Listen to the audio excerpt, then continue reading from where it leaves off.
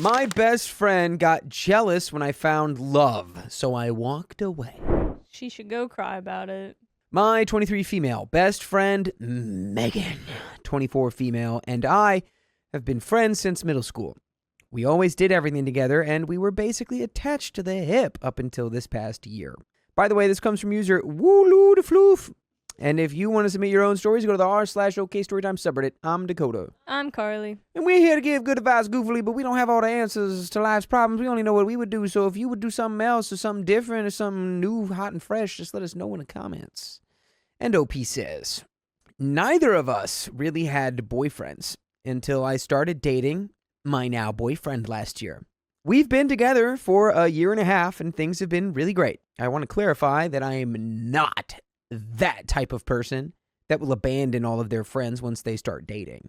I always made sure to show that she was still important to me by always reaching out, making plans to hang out, treating her to meals, and bringing her gifts whenever I was going on trips, etc. She overall seemed really supportive of my relationship, but then ends up admitting that she was jealous during the first couple of months. I thought nothing of it until things kept happening. I've noticed she would be a little bothered when I would text him back whenever we were hanging out, even though I would purposefully wait to text back to not upset her. That's weird. That's weird. Yeah.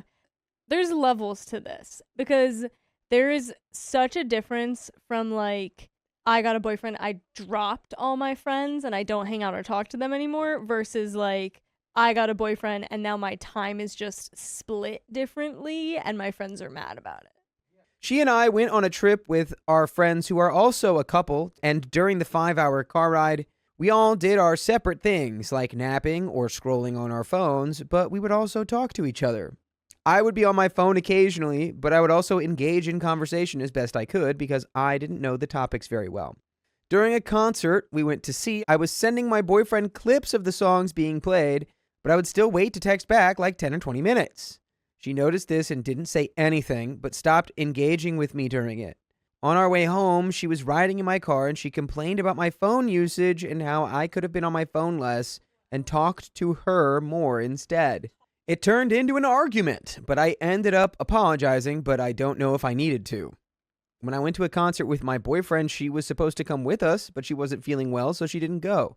But I sent her clips of almost every song and photos of the band to make her feel like she was there, and she didn't complain about being on my phone then. A few weeks after this, she and I made plans to hang out, but I needed to go get my car checked after I got off work, so she suggested if I got out too late, we would cancel and reschedule our plans. Well, I ended up getting off an hour late, and she decided to cancel plans and reschedule. I was a bit bummed, but I understood and said no problem. My boyfriend and I were working at the same place, just different departments at the time. We are now at separate jobs. He just got on his break and I decided to hang out with him for 30 minutes since I didn't have to rush anymore. She was asking what I was doing and where I was since I told her I had gotten home later and was going to the car shop. I told her I was with my boyfriend and she got angry and said we had plans, but I chose to hang out with my boyfriend instead. I tried to remind her that she canceled and it turned into an argument, and we didn't speak for 2 weeks. The day I got promoted at my job was when she reached out. I call my family to tell them the good news, and I get to one family member, and they ask why I got in a fight with Megan. I was confused since I didn't tell them anything about what happened. Then they tell me that Megan reached out to them and told them about our fight, and about the trip we went on, the one where we both said things were good. I didn't know how to respond, but I felt so betrayed. This family member has been emotionally harmful to me in the past and always has something to say, and Megan has witnessed it happening to me a lot. I think she knew how to hurt me without actually getting her hands dirty. Well, that's fake because her talking to that person is her getting her hands dirty. Why are we friends with Megan? It sounds like Megan can't handle this anymore. Megan needs you both to be single. Yeah. And I guarantee you, she's the kind of person that if she did end up going out with somebody, oh my God, she would 100% drop you. You'd be so dropped. We ended up having a screaming match over the phone, and I hung up and just cried for hours in my car. Then Megan and I started texting again, and we had a very long phone call. We talked, and I ended up apologizing for a lot of things, but why would you do that, OP? Looking back now, I don't know if I was truly in the wrong on things. I then told her to never tell my family about our problems ever again, and she gave a hollow apology. We've only hung out twice since then, since May. Our last time was in July, and things have just not been the same. She has said very snarky, shady things, acted like nothing ever really happened between us, and she claimed that she was never bothered by my boyfriend, but I don't believe her. She tried to text me in August, but I couldn't bring myself to respond to her because I was dealing with my new role at my job and couldn't really process everything that happened. Now that I've stepped down, I was finally able to process everything and realize I don't want her in my life anymore. There's been too many things that have happened, and her behavior had changed to be more possessive, jealous, and insecure. She has her own boyfriend now when things kind of fell between us, so I don't think she's had any real time to reflect. She went from one attachment to another, and I realized how codependent and toxic our friendship was becoming. And I'll admit, I was also not a perfect friend. I've had my moments where I did things that were not okay. I'm planning to reach out and tell her everything about how she's made me feel when she gets back from her trip, but I don't know where to go after that. We haven't spoken since July, and I don't want to ghost her for much longer. Is this friendship even worth saving? I would rather send her a text, but I'm being told that talking to her in person would be better. I don't really know if this friendship is worth saving. What would be the best way to approach her to get my point across without making her feel attacked? And there is an update. What is your advice, Carly? My advice is Megan's exhausting. I think you can text this, dude. Like, advice. This is totally a textable you can thing. at least initiate it through text. Be like, hey, so our friendship has not been the same since I started dating. Right. I don't know if you feel that, but I feel that. And she is going to probably immediately turn the blame. But then you sit back and you go like, hey, no, like, let's not just like attack each other. Let's have a normal conversation. Yeah. I just feel it's been different. Yeah. And if she immediately gets defensive, you go, hey, I'm not trying to say that it's all your fault and that you suck. I'm just saying things are different. Don't you agree? Would we like to work on getting things back to how they were? And if she's not responsive to that, then yeah, maybe this isn't a friendship worth saving. It takes two. Update. Hey, everybody. Thank you to those who replied and gave me some new perspectives on my friendship. It really meant a lot. So I ended the friendship with Megan. I knew I had to break my silence because she would keep asking people close to me about me and they would try to redirect her to talk to me, but she wouldn't and said I would just ghost her again. She also openly left every single group chat we were in together, including ones we haven't touched in years. So the exchange went like this through text. Hey, Megan, I hope you've been doing well during all this time we haven't spoken. I know I've ghosted you for this long, and I genuinely did not mean for it to go on as long as it has, and I'm truly sorry for that. Terrible start, not gonna lie. When you are ready and feel comfortable, we will absolutely have a talk about everything that's happened between us. Megan responded by asking, hey, so why did you ghost me in the first place? See, that's what I mean by that was bad. That was bad opening. Because you were like, I'm sorry I ghosted you and I really didn't mean to. Instead of that, you should just be like, hey, we've got a problem, right? We should address that, right? I would like to address it and maybe fix it. Do you agree? I don't know. And I don't really care because you broke off this friendship with Megan anyway. I explained that I didn't intend to ghost you at all, but the truth is that our friendship was becoming emotionally heavy for me, and I needed some space to process things on my own. I'm completely open to talking calmly about everything when you're ready to have that conversation. Megan then said that she honestly doesn't know when or if she'll ever be ready to talk with me about any of this. She's had months to move on from our friendship, and she took the silence between us as a clear indication of where our friendship actually stood. Immature. Baby-brained. I said, okay, I understand and respect that. I wish you the best in everything moving forward. Godspeed. And this happened 2 days ago, and I haven't heard from her since. My friend had pointed out that she completely glossed over the fact that I said our friendship became emotionally heavy and went straight to trying to take control of the situation by setting an undecided timeline on when she wanted to talk with me. And by the way, I have decided that you should listen to full episodes of stories like this one on your favorite podcast platforms, iHeartRadio, Spotify, or Apple Podcasts, or wherever. All you got to do is search OK Storytime. You got to do it right now. Do it right now. Do it right now. Do it. And there is a little bit left of this story. Yeah, your friend sucks. Yeah, she sucks. And yeah, she'll grow up. She'll probably realize, but Maybe. I don't think there's any going back to this. She might. She might not. Any friend that cared would have at least tried to reach out again, exactly, and ask if things were okay or why was I not speaking to her. And she didn't do that. she went straight to repainting the scenario in which I was at fault. So I'm confident that I made the right decision, and I don't even feel sad. I think I grieved our friendship back in May when she betrayed my trust, and since then I've done nothing but reflect on her behavior and actions this past year. Now I can wash my hands of her and not take her along with me in the new year. Huzzah. And that's the end of that story, and to that I say huzzah. Huzzah. Yep, there's really nothing else to that. You did what you had to do, and that was really the only outcome I saw from the beginning. My friends held a secret intervention about me, and I wasn't allowed to prepare. I mean, I think that's how interventions work. I, 21 female, am a college student along with my friends Amber, 21 female, Bailey, 21 female, Cleo, 22 female, and Daisy, 23 female. Final season recently ended for us, and to celebrate, my friends and I went drinking together. I probably got the most wasted I've ever been, which is to say I threw up once and had a mild hangover when I woke up.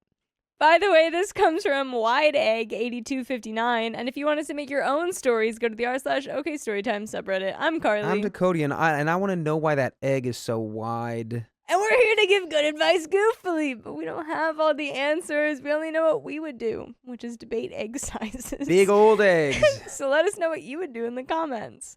And OP says, my experience with booze is still limited. It was a great time, and I left for my dorm late and didn't wake up till the next morning. When I got up, I saw that I had been sent a text by Cleo that the group needed to talk to me. Pretty understandably, I started to freak out, but she wouldn't give me any information as to what happened or what I did.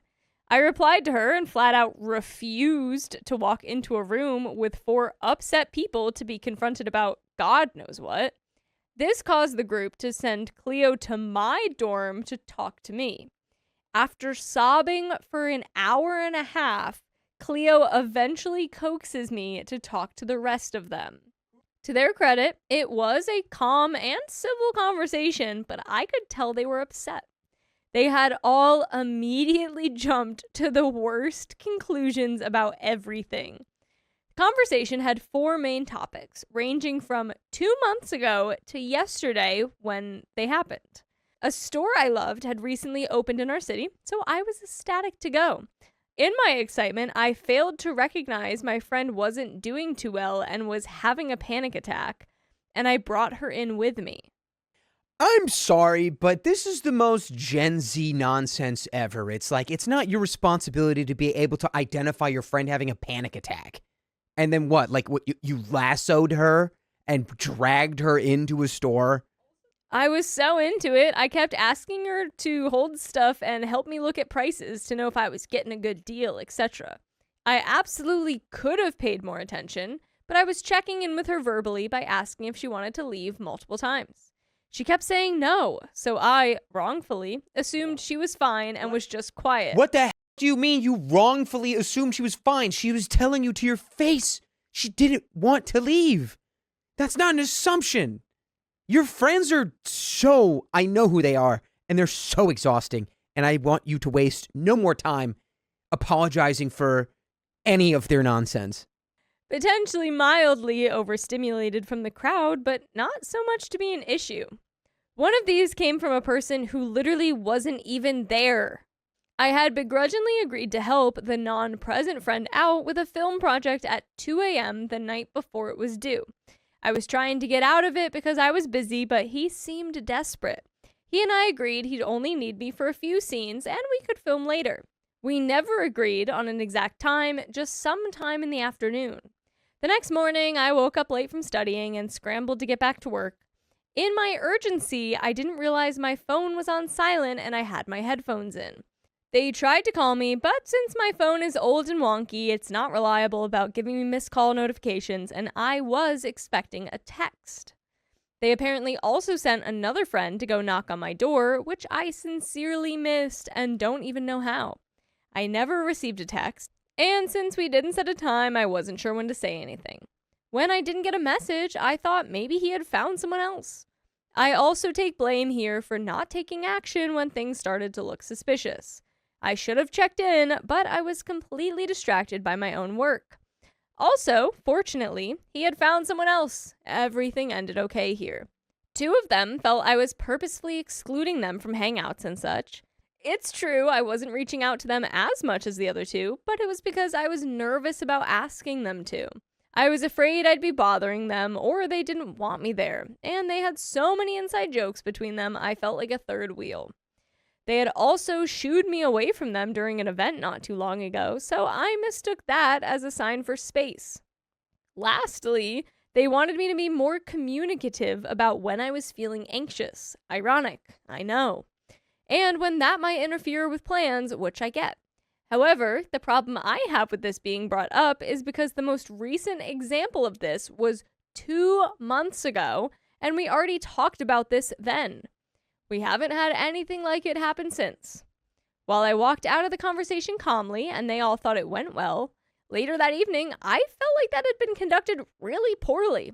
It seemed as if I was on trial for everyone to judge my sins, regardless of if they were involved with the problem or not. There was also the fact that so many had waited months to talk to me about it, when all of these were relatively minor miscommunications. Yeah, it's because your friends are exhausting. That's what it is. I could understand being more anxious just because of how they're behaving. Yeah. Anyone who's like, I had a panic attack, but you didn't notice or care. It's like, well, that's funny because I asked you if you wanted to leave and if you were okay, and you said, no, we can stay, it's fine. Hello? They talked to literally everyone else besides me about these problems. Lastly, I felt like none of them trusted me because they all had the worst ideas about me in their heads. They assumed I had the worst motives behind everything. That simply isn't true. After the events of that talk, I felt like everyone had been lying to me by omission and secretly holding grudges and gossiping about me. So I sent out a text asking for space for a couple weeks over winter break, telling them I still cared about them, but that they hurt me. I made it clear I wasn't ditching them or cutting them off. I had Cleo text me in a panic over this, and since I was angry and hurting, I told her I didn't want to talk. But I talked to my boyfriend and he convinced me I should give her another chance. She is about to transfer to a new school and she was always the nicest to me as well. I texted her the next day offering to talk before I left campus, but she left me on red. Since then, I've been booted from one of our group chats on a social media platform. All in all, I'm just very confused and lost about this whole situation. I know there certainly were times I could have acted better, and the reasons they were upset were good ones. I could also see maybe asking for space was a bit much, but I guess I just don't understand why they went about it like that and why they took me asking for space so badly. It had me questioning whether or not I want to be friends with these people to begin with. How do I handle this? Edit, I am ADHD for those wondering. I realize now it could have been a factor here. Comments. Comment 1. To me, it sounds like there's a long history of some sorts that is missing here. From all that I'm reading between the lines, it could be either you being a self-centered drama queen or them being a toxic friend circle, or something in between. Obviously, you're not good for each other, and as Cleo moves away, maybe it's a good time to reorient yourself. But whatever you do, try to reflect on yourself. There's always something to improve in yourself. And if it's just how to handle and detect those situations in the future. Yeah, I mean, that's not bad advice. There is always the self-improvement journey never ends, right? That's the whole point. Don't strive for perfection, but just strive to be a little bit better than you were yesterday. Comment 2. At first, I think your friends were going to do an intervention talk to you about a problem or regular use or something like that. Making a group meeting to discuss their grudges with you together seems really weird. I mean, the grudges seems to be a small problem and totally independent with each other. The kind of things they could and should have talked with you about privately. Commenter 3. You are obviously the odd man out of this group, especially at your age. Everyone has self-absorbed behaviors that they need to stamp out. Nothing unusual there. All of these issues should have been dealt with at the time they happened by the individuals who felt offended. They took no responsibility for their lack of communication in the friendship, but are happy to band together to browbeat you. I'd take space and evaluate if you want to preserve relationships with any of them individually after you've had time to think on it. The friend group dynamic is over, though. This is toxic mean girl stuff. Comment 4. This friend group sounds exhausting, petty, and dramatic. It's wild that they expect you to be a mind reader when communication is lacking on both ends. When you point blank ask someone if they want to leave and they say no, but you're the bad guy, I would take space as well. But you guys should never take space from us because you can always go and listen to more full episodes with stories just like this. Go to Spotify, Apple Podcasts, iHeartRadio, search up OK Storytime. There's just a little bit left, but yeah, exhausting, petty, immature. Good advice, though, to feel out if there's any of them individually that you think are fine outside of the group, and maybe eventually they'd also distance themselves. But I think that's, like, also kind of pushing it. Like, you don't even need to do that. Comment 5. Right. So to begin, I'd say start with thinking everyone's feelings are valid, regardless of the framework or any possible misunderstandings on either side of the discussion. Everyone has their own feelings to process, and those are valid. Yours seems to tell you to reevaluate the friendship, which I understand seems, from your point of view, a lot of confusing things happened at once, and you were blindsided by people you expected not to. Them talking it out with each other first also adds to the feeling of being excluded from the group, and being booted from a group chat for whatever reason obviously also does. And my middle-aged lady advice to you would be only handle your own feelings now. It seems to me you are understandably trying to also manage the other people's feelings, but they are adults and their feelings are theirs to handle. My suggestion is taking the space you need and evaluate if these friendships are net positive, neutral, or net negative for you and act accordingly. If you choose to end the friendship, you can either let the group know or just peace out, whichever is the most comfortable to you. It's okay to forgive them for handling the situation poorly and continue the friendship, and equally okay to feel this is too much and step away from the friendship. Don't worry, you are in no hurry to think it through. Take all the time you need, focus on yourself and your emotional well-being. That's the end of that story. I think that was some good middle-aged lady advice. And as you yourself grow more and become closer to a middle-aged lady, I offered my friend a $350 concert ticket, and she hasn't spoken to me since. For free or for $350? I have a friend who likes the same band that I like, and this band has always been my absolute favorite. I have seen this band many times over the years, both alone and with other people, and their music has meant a lot to me for a long time. By the way, this comes from user MundaneGap9356, and if you want to submit your own stories, go to the r/OK Storytime subreddit. I'm Dakota. I'm Carly. And we're here to give good advice goofily, but we don't have all the answers to life's problems. We only know what we know. So if you know more than we know, let us know in the comments. She, on the other hand, has never gone to see them play live, and she has always said it's because she can't afford it. Tickets for this band are extremely expensive and usually cost several $100s, even though she regularly spends money on other activities and lifestyle choices that are not exactly inexpensive. Recently, it was announced that the band was retiring from touring and that there were only a few concerts left. Knowing how much I loved this band and how rare this opportunity would be, I managed to get tickets for the final show. When I told her about it, I also told her that I would love for her to have one of the tickets so that we could go together and experience it side by side. I knew from the start that she would not be able to afford the cost of her ticket, so I proposed an exchange instead of asking for money. I offered to give her the ticket if she would drive my teen daughter to work and back over the summer. The place of work is about a 20-minute drive away from us, and at most there would have been 2 to 3 days a week where my daughter would need a ride. This arrangement would only be temporary and would last for the summer months. In addition, her son works at the same place, so she would basically just be taking an extra passenger along for the ride. She would already be making the drive with her own son, and my daughter would simply be riding along in the same car. Her husband also does the driving much of the time anyway, so in reality this would not have required a significant change to their routine. All things considered, it really didn't seem like a huge inconvenience for her. The ticket for this event was several $100s, and given the cost and rarity of the show, I thought this was more than a fair trade. In the past, we had taken turns driving the kids back and forth to different places, so this arrangement would simply mean that she or her husband would be doing the driving instead of us alternating, as we had done before.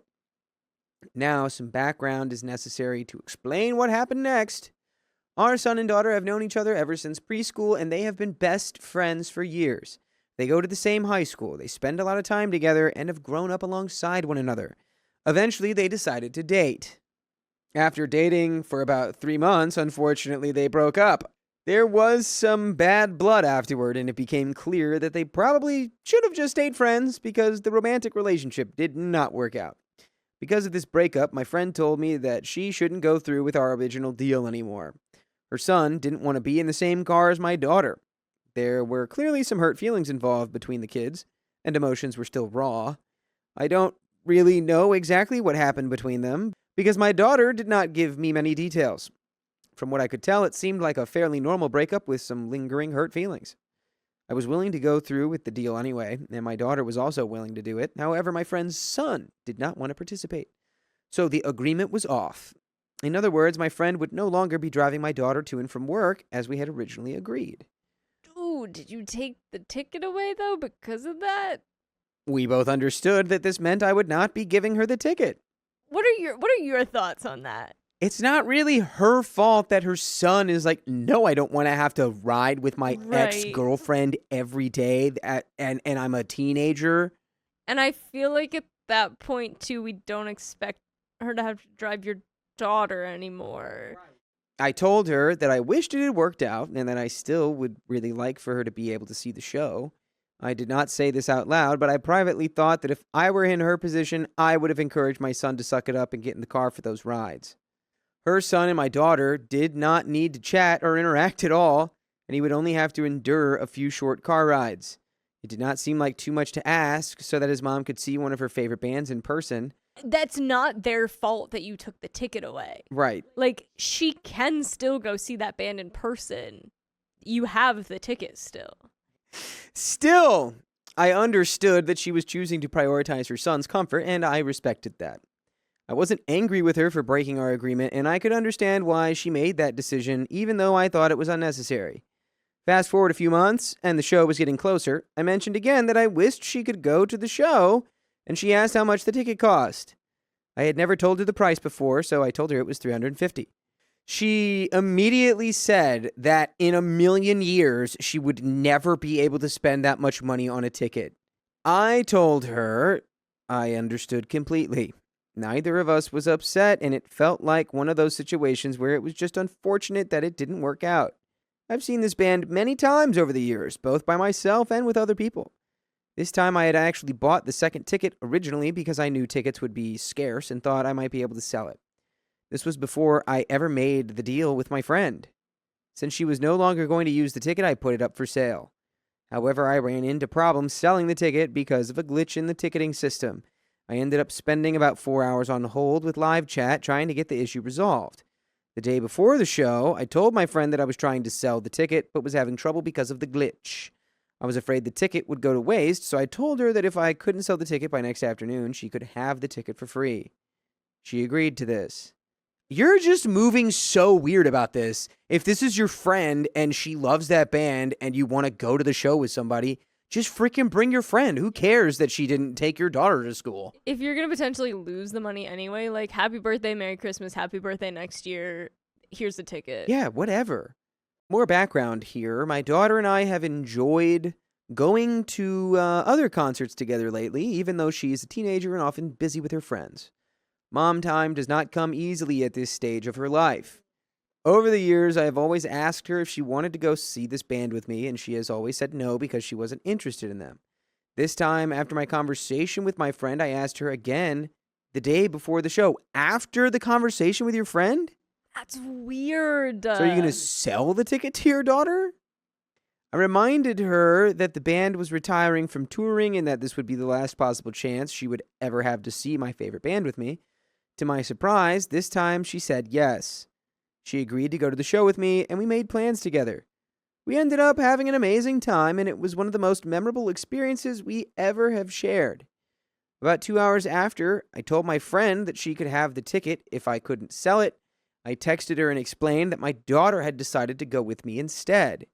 I expected her to respond with something like, "Okay, that sounds great, have a wonderful time together." Instead, she never responded and has not spoken to me since.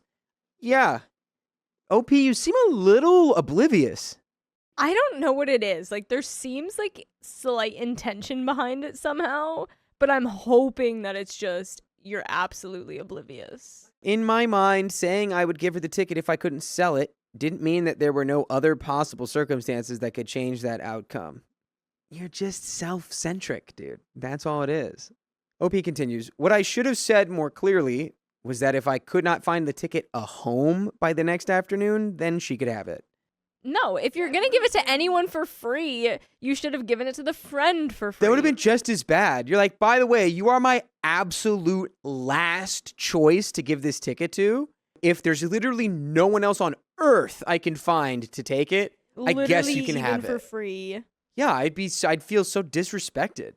That's what this is more than anything. It's like, wow. Okay. Say no more.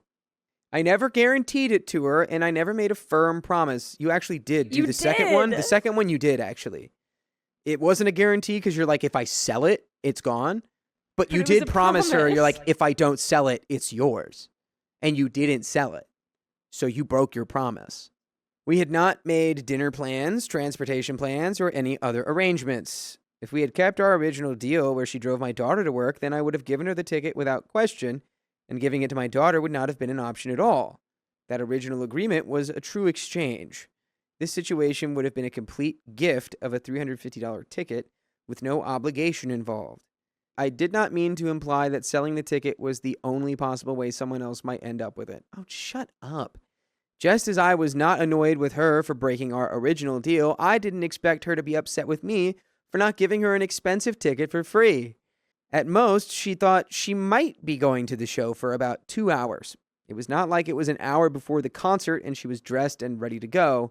It was the day before the show. If she considered this a hard and fast promise, then why does she think she has more right to be angry with me than I had to be upset with her earlier? You cannot have it both ways. And you also just completely assumed that. You have no idea if that's what she thinks. So that's the story. It has been almost 2 weeks and she did not respond to a couple of texts or a phone call. I couldn't even figure out what was wrong until I started wondering if she was actually angry about the ticket. Man, by the way, if you want to listen to stories without this really stupid OP in it, you can go to your favorite podcast platforms like iHeartRadio or Spotify or Apple Podcasts, and we have so many more stories where the OP isn't so oblivious and annoying. Some of them they are, but this one is being extra annoying, at least for me right now. But you can just search OK Storytime wherever you listen to podcasts. This is a perfect example of somebody who just refuses to accept any level of accountability for themselves. Like emotionally. Like maybe this person is very accountable financially or like Sounds in other ways. They would really tell you that they were. Yeah. But like to be so oblivious is to not immediately be like, ooh, when I tell my friend this, they're probably going to be mad because I just promised them if I don't sell it, they could have it. Update. She has now not spoken to me for 1.5 years. God, time jump. And I have not seen her at all. Our kids still go to the same school and have since resumed being friends, though not close friends. Yeah, dummy, because they dated and broke up. That's going to change things forever. I still wonder if I was wrong, which is why I'm finally sharing it now. Okay. Yeah, you were wrong, dude. What you should have said is you should have gotten on the what did you text? You texted like, I texted her and explained that my daughter had decided to go with me instead. So what you should have done is called and been like, hey, I got to tell you something. I messed up. I messed up. I really messed up. I didn't think my daughter would want to go to this concert, but when I brought it up to her, she actually was really interested. And I would really love to go to this concert with my daughter. I know You I just understand. promised the ticket to you if I couldn't sell it a couple hours ago, but Especially even pulling on the you know how it is, like our older high schoolers, they're gonna go to college, Right. so like one last like mom daughter concert Yeah. day would mean so much it's like to me. the last time I could do this before she like really becomes an adult, and it's Right. like She hasn't wanted to do it in forever. I'll if I can, I want to try to find some way to make it up to you, because even though it could have been sold, it just feels wrong that I did this. Yeah. So I want to make it up to you somehow. Boom, you still have a friendship. But instead, you literally texted, probably, hey, my daughter just wants to go, so looks like you won't be getting the ticket. Sorry about that. And I bet you didn't even say sorry about that. So I want to see the text. yeah. Dang. You're wrong. Yes, you were wrong. Yes, you were wrong. Is that all we got for that one? That's it. That was the end of that story. Dang.